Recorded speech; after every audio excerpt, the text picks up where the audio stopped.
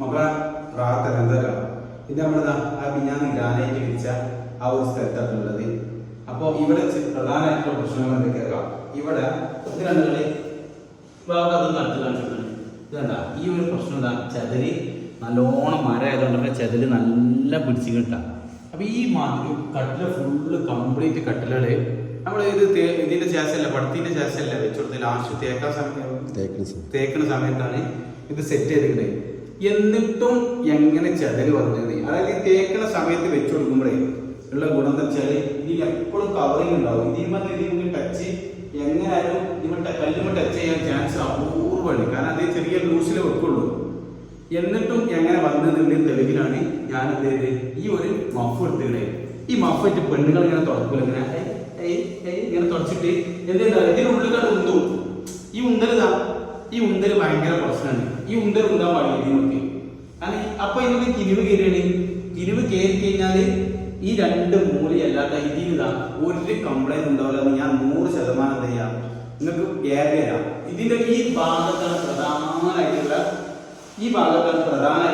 Complaint ഉണ്ടാവുക. അതിന് കാരണം എന്താ? ചെറിയ സർഫുകൂടിയ സാധനങ്ങളൊക്കെ ഇങ്ങനെ ഉന്തി കൊണ്ടുവരുന്നത്. കാരണം എന്താ വെച്ചാൽ ആ മൂലത പരമാവധി നനവുകള്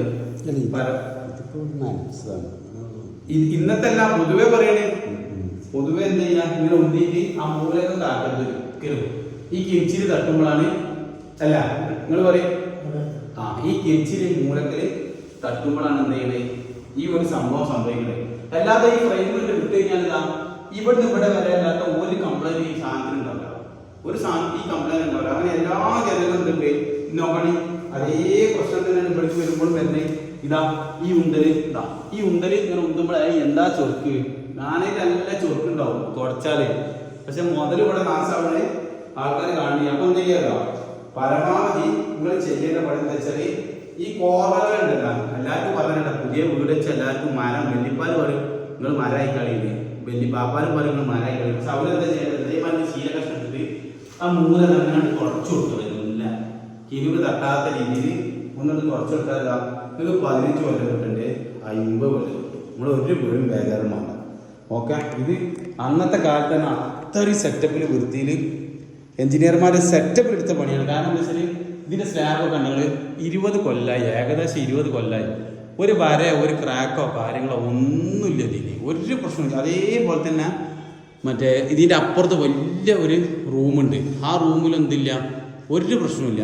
ആകെ ഒരു പ്രശ്നമുള്ളത് ഈ ഒരു ഗ്രാനൈറ്റ് പൊന്തി പിന്നെ മറ്റേ ഇങ്ങനത്തെ ചെറിയൊരു ഈ ഇതിൻ്റെ പ്രശ്നമുണ്ട്. ഇവിടെ നമ്മളിപ്പോൾ മുമ്പ് ജോയിൻ്റ് ചെയ്തിട്ട് എന്ത് ചെയ്യുന്നതാണ് ഈ പ്രശ്നം തീർത്തു കൊടുത്തിരുന്നത്. ഇവിടെ ഇനി അവിടെയൊക്കെ എന്ത് ചെയ്യണം ഇതേപോലെ പ്രശ്നങ്ങൾ എന്ത് ചെയ്യണം തീർത്ത് കൊടുക്കണം. കണ്ടില്ല നിങ്ങൾ?